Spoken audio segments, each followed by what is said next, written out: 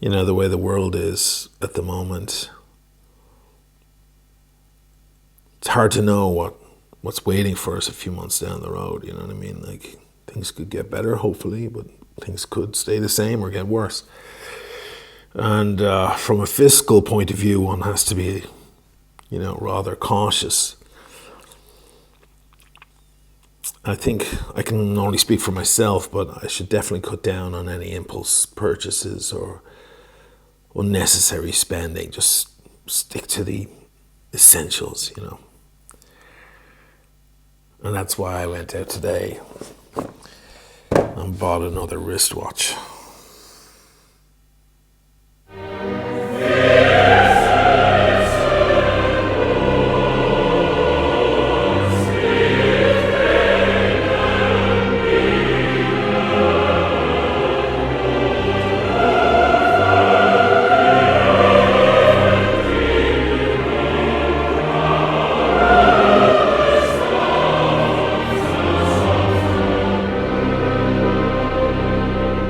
So what did I get?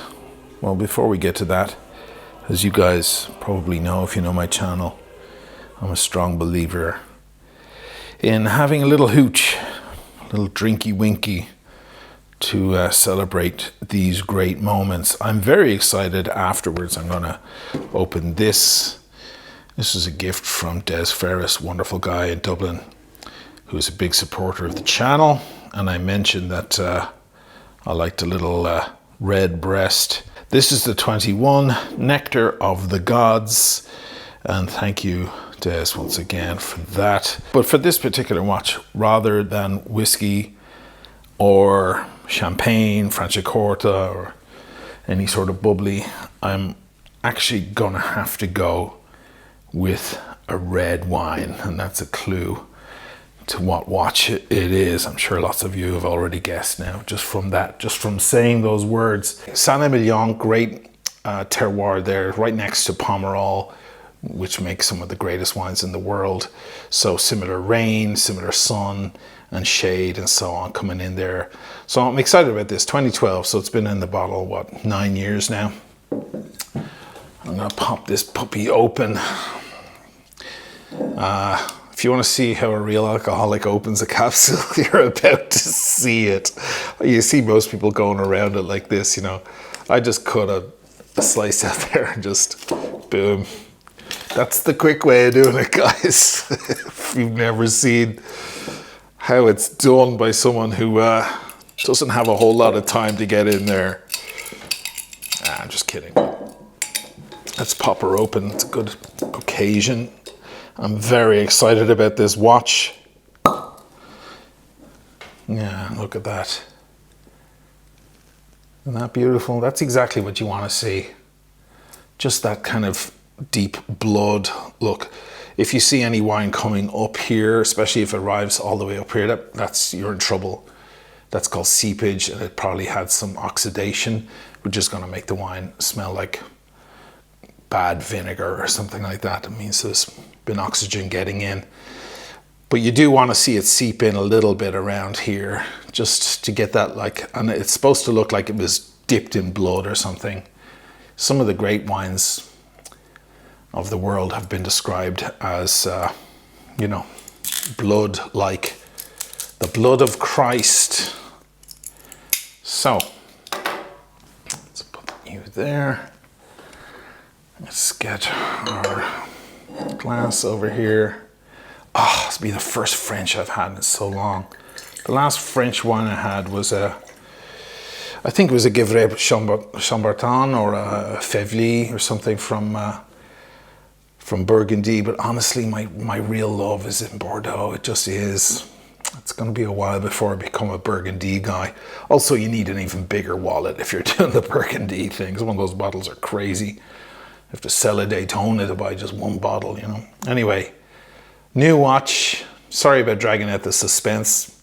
If you don't care about this stuff, it's always easy to just click on the forward button, isn't it? I'm sure lots of you have done it by now. Anyway, cheers to a new watch. Oh dear Lord, okay. I'm already happy with this evening. I haven't even gotten to the watch yet. Here we go. Outer sleeve. This is not from the authorized dealer. You'll figure that out pretty soon. Why? It's from a reseller, great reseller called Frollo here in Venice.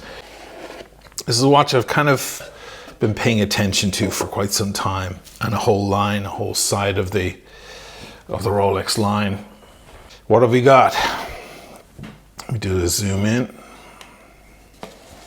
Some of you probably already guessed it. We have the Sea Dweller. This is reference number 126600, known as either the SC43 or the 50th anniversary Sea Dweller, or probably its most common name, the Red Line Sea Dweller. And that is because it has a single red line of text. If it weren't for that, it would appear to be a Submariner on steroids, I suppose is the best way to describe it. Now, this particular one, and one of the reasons that I went for it, is that this is the Mark I. What happened with this watch is it was released in 2017. It was 50 years since the very first one came out, 1967. So in 2017, they released it, and in 2018, they immediately made a Mark II.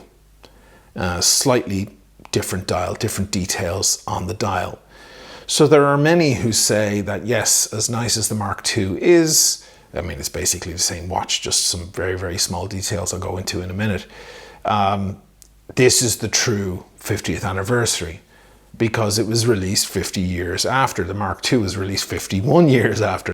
It doesn't quite ring as well, right? So a lot of people consider this like the genuine article. Now, although these trade pretty much at the same on the grey market as the Mark II, it is said that this one in years to come will always be revered as the true 50th anniversary. It's completely unworn. It came with the bezel guard. It's still got full stickers all around it on both sides. None actually on the bracelet because it was sized oddly. There's the extra link still in there. Yeah, still stickers on the clasp, beyond the clasp. So you can see it's still got the stickers on the inside of the clasp and on the back of the watch, on the back case. So yeah, almost fully stickered, new old stock 2017 Mark I. It's basically an investment piece, isn't it? I mean, I really want to wear it. There's a certain balance between enjoying a watch and then just babying the hell out of it and treating it like a piece of gold. It's not. It's supposed to be enjoyed and worn. So I'm sure one of these nights I'll have a few whiskeys in me and I'll just pull them off, probably. Knowing me, that's what I'll probably do. Speaking of bad habits there. Now, what's the differences between the Mark I and Mark II, I hear you ask? Basically, all they really changed here is some very small details on the dial. All the new Rolexes now, between Swiss and made at the very bottom of the dial, you have a little coronet, a little crown, just between the two. It's one way of identifying one from the other. There is actually another tiny difference that not many people mention. At 1220 meters, the Mark II has a little serif on the one, whereas this is just a straight one, just a single stick one. So if you're ever having to identify which Sea Dweller 43 you have in your hands, they are the two distinguishing features. Now, the original Sea Dweller that came out in '67 was, of course, the two line, has two lines of red. It says Sea Dweller, and under that it says Submariner 2000, which is like this kind of touting it as a double Submariner, an extra strong Submariner. Of course, the Sea Dwellers have the helium valve on this side. to release helium if you're doing a thing called saturation diving, which basically means diving for a long time, staying down there, working on something and so on, where you actually have to get used to that whole different pressure. So you might think, well, if this is truly the 50th anniversary, why didn't they put double red on this? Why is it a single red line? The thing is, there was a very first Sea Dweller that not many people know about that did have a single red line.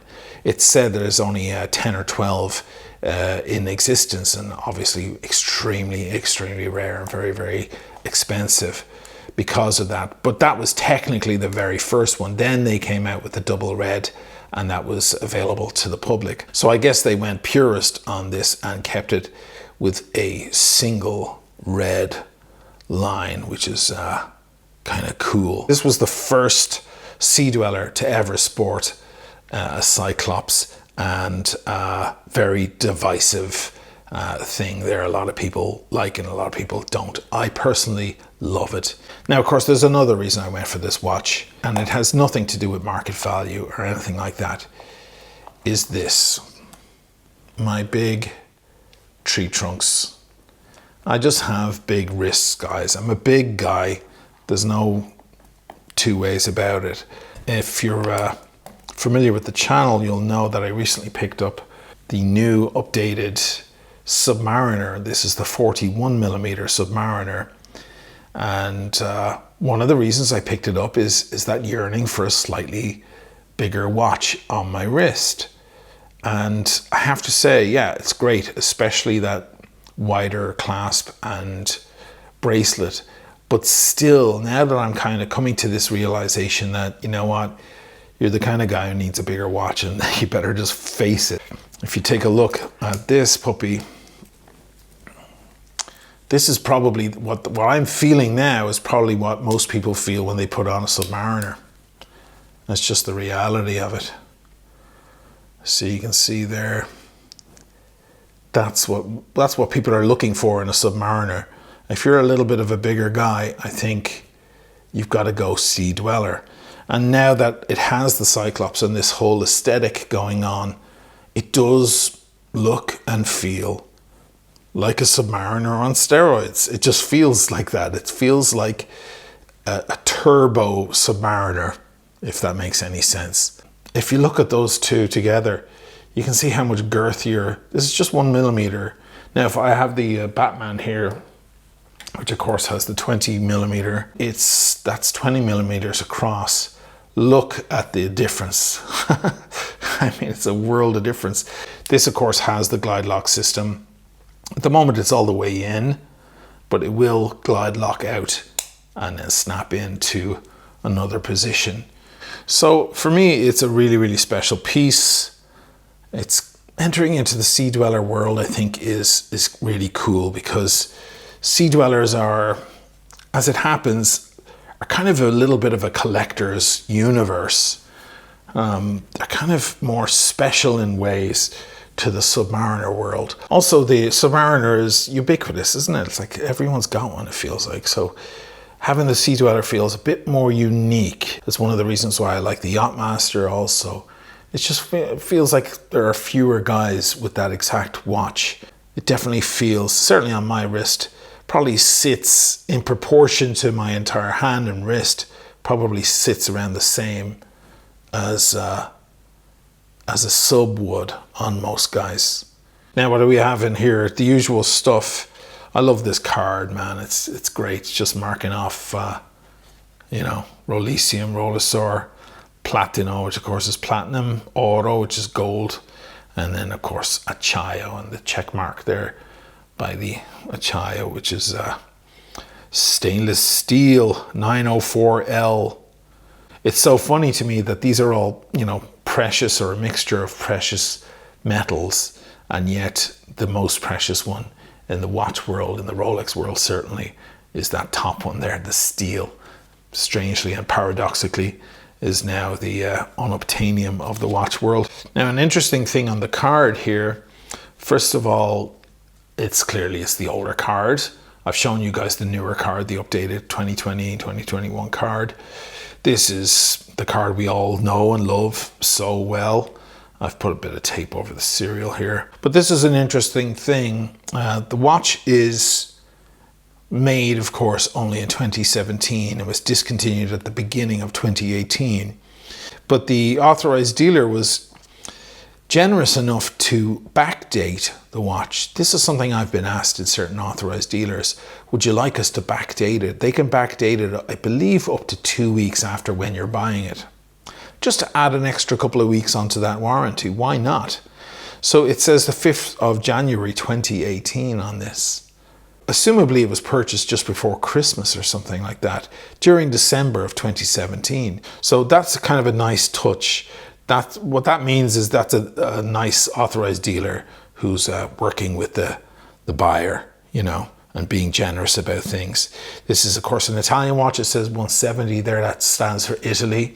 You should learn which number stands for your country. If you're ever buying a watch used, you can read what country it is. I believe 888 is Hong Kong.